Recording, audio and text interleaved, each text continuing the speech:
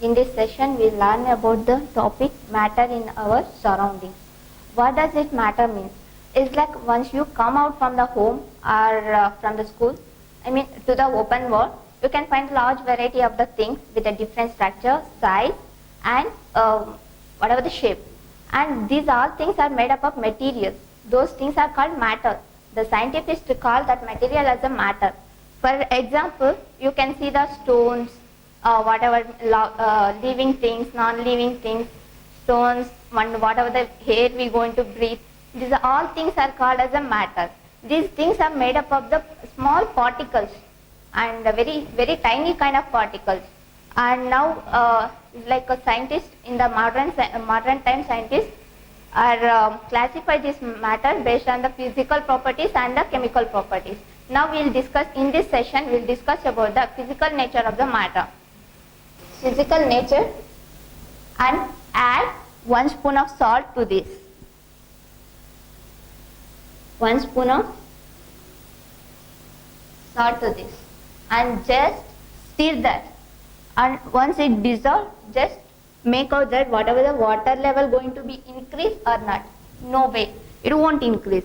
This we can say that whatever we added the salt, it consists of the lot of tiny particles. These are very dissolved, evenly distributed in this water. Even water is nothing but a matter, and salts also nothing but a matter. But matter has the property that it can easily dissolve into the another properties. And now we can we'll go for the characteristics of particles of the matter. Characteristics of particles. The first characteristic is like particles of a matter have the space between them. Particle of a matter have space between them. How can we say that the particle of a matter have the space between them? See, let's take one example. Can matter change its states? We'll see how the matter going to change its states. By the two methods, we can change the matter states. That is one, by effect of the change of temperature, and number two is effect of change of pressure. Now we'll see the effect of change of temperature. Just take one example. Take a beaker and place 150 grams of ice into that, and laboratory thermometer suspend to that beaker. And use one more glass stirrer to stir that water, and burn that ice at a particular temperature. The ice going to be liquid, and note those whatever the temperature at what temperature the ice going to be liquid.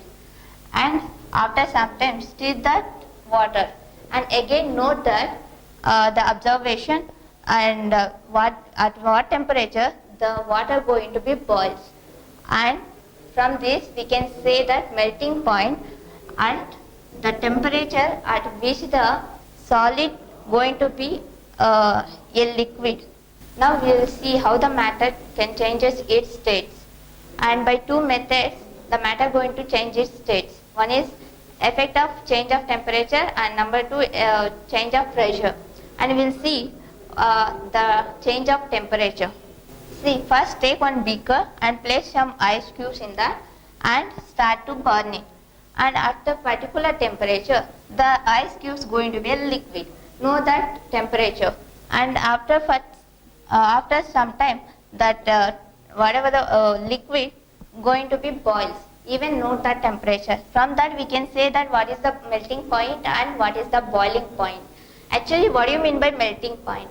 Melting point, the temperature at which the solid going to be a liquid at the atmospheric pressure. That is called as melting point. And what about boiling point? The temperature at which the liquid going to be boiled. At that temperature is called the boiling point. And now we'll see what is the latent heat of fusion. Actually, fusion means what? The change of the solid state to the liquid state. the matter changes the solid state to liquid state is called the fusion. So let's take one more example, and once it becomes the liquid, we keep on boiling that. At a particular temperature, the liquid going to be changes into the gaseous. From this experiment, we can conclude that the matter can changes its states. So now we'll go and see the effect of change of pressure. By applying pressure also, we can change the matter from one state to another state. So suppose take one example, that solid CO2, carbon dioxide. Generally we call that as the dry ice. Usually this is the solid, but always we have to keep that in the high pressure. See what happens if the one atmospheric pressure decreases also, that solid directly convert into the gaseous. This kind of substance this kind of process is called submeltation. So in the case of submeltation means the change of a state directly from solid to gaseous without going to the liquid state. And even we can say that compound, that is that ammonium chloride. That is, once you burn that ammonium chloride, it directly changes into the gaseous state without going to the liquid state. So now again we'll see whole the process, how the matter going to change its states. And when you sublimate the gas, it going to be a solid. And again in the reverse order also, when you sublimate the solid into gases also it will form. And by condensation, again gases into the liquid. And by solidation we can solidify the liquid into the solid. So you can say best example is that in a river it contains the water. In the summer, during the summer, you people can observe that over heat of the sun, all the water going to be evaporates, and evaporates, it forms a cloud, and we can say that all the water going to be a gaseous form. After at a particular pressure of that cloud, again it's form as a liquid. So that is the water cycle. So like this, always the matter can changes its one states. From the solid to the liquid, liquid to the gaseous, and gaseous to the solid states. Now we'll move on to next topic, that is evaporation. What is it? Evaporation means it is the phenomenon of the change of the liquid into the vapor state at a particular temperature below its boiling point. What does it mean? We know that by heating up, a particle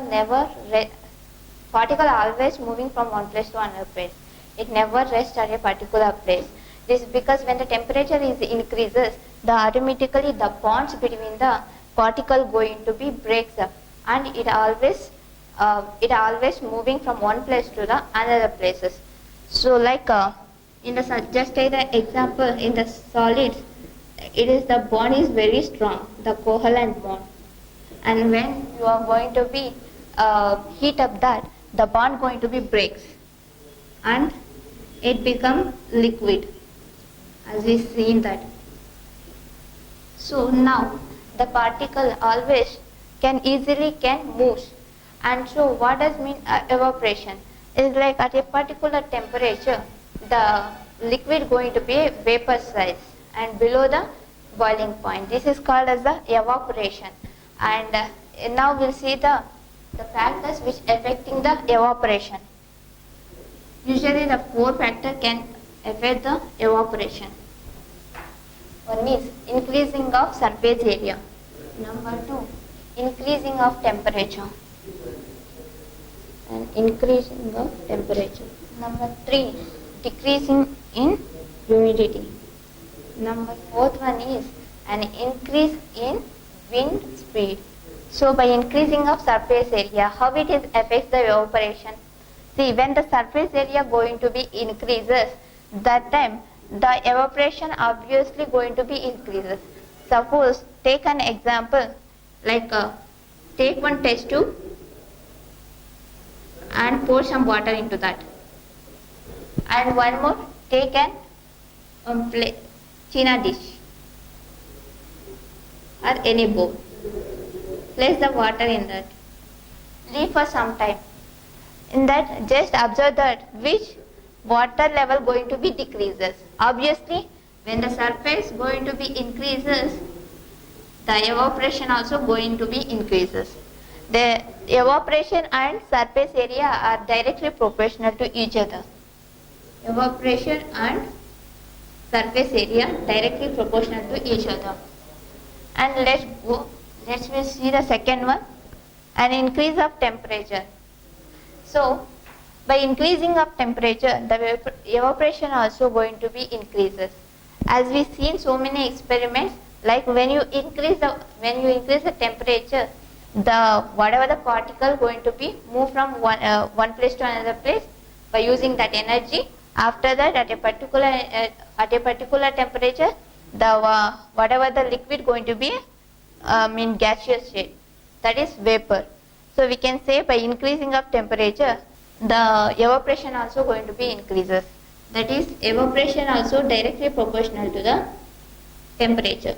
And number 3 is the decreasing in humidity. Actually, what does it mean, humidity? The amount of water vapors in air is called humidity. And already the air contains some amount of water. So again, if you start to evaporate, how the air going to absorb that water? It is impossible. So whenever you want to increase the vapor, that time you have to decrease the humidity. So it is inversely proportional. Evaporation is inversely proportional to humidity. And this is an increase in the wind speed. And usually you can see that the clouds going to be dry very faster in case of wind season compared to the winter season. What will happen in the wind season is like whatever the water particles in the cloth going to be washed away with the wind. So that time the water vapor going to be increases. So we can say that water vapor is directly proportional to the wind speed. So let's see the common observation in our daily life. Like how does the evaporation causes the cooling? This take some example that nail polish remover, that is acetate. So take that and place in your palm. After some time, you can feel that very cool around your palm. Why it is? Because when the acetone going to be evaporate, that nail polish remover, that time the surrounding it absorbs the surrounding heat and it gives the cool. All our surrounding going to be cool. And one more example, and in summers usually we like to wear the cotton clothes. And why? This is because in the summer we usually going to be sweat more. So that time if you use the cotton cloth, it absorbs our sweats and it makes us cool. This one.